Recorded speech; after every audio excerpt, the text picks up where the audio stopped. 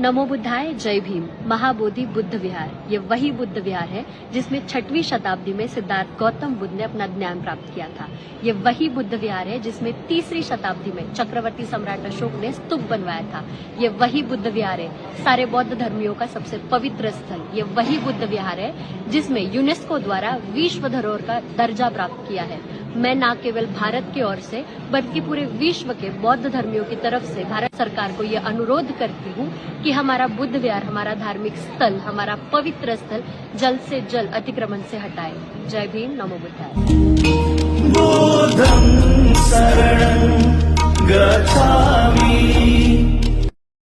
ભારતના વડાપ્રધાન દેશ અને વિદેશમાં કહે છે કે ભારત બુદ્ધનો દેશ છે, તો બુદ્ધના દેશ ભારતમાં બૌદ્ધોની વિરાસત મહાબોધિ મહાવિહાર ઉપર વિધર્મીઓનો કબજો શા માટે? ભારતના બંધારણમાં આપેલ મૂળભૂત અધિકારનું પણ ઉલ્લંઘન છે। વિશ્વની સંસદ યુનાઇટેડ નેશનમાં વડાપ્રધાન ગર્વથી કહી શકતા હોય કે ભારત બુદ્ધનો દેશ છે, તો આનાથી મોટું બીજું પ્રમાણ શું હોઈ શકે? ચીનના વિદેશી યાત્રી હેન સાંગ ભારતમાં આવ્યા ત્યાર તે સમયનો પૂરો ભારત દેશ બુદ્ધમય હતો। તે સમયે વર્ણ વ્યવસ્થા, જાતિ વ્યવસ્થા નહોતી।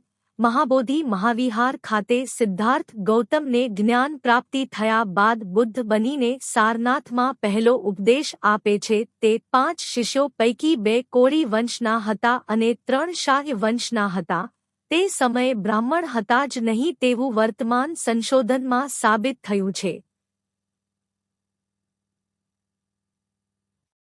આમ આજના કોળી ઓબીસી એસસી એસટી સમાજની વિરાસત મહાબોધિ મહાવિહારને મુક્ત કરાવવા બોધગયા ટેમ્પલ એક્ટ 1949 દૂર કરીને સંપૂર્ણ વહીવટ બૌદ્ધોને સોંપવામાં આવે તે વ્યાજબી માંગ બિહાર અને કેન્દ્ર સરકારે પૂરી કરવી જોઈએ। સંસદ માનનીય સાંસદ ચંદ્રશેખરે આ મુદ્દો ઉઠાવ્યો છે। બાકીના કોળી ઓબીસી એસસી એસટી સાંસદ કેમ ચૂપ છે તે ખબર પડતી નથી। બિહારના તેજસ્વી યાદવની પાર્ટીના ધારાસભ્યે પણ આ મુદ્દો બિહાર ધારાસભામાં ઉઠાવ્યો છે।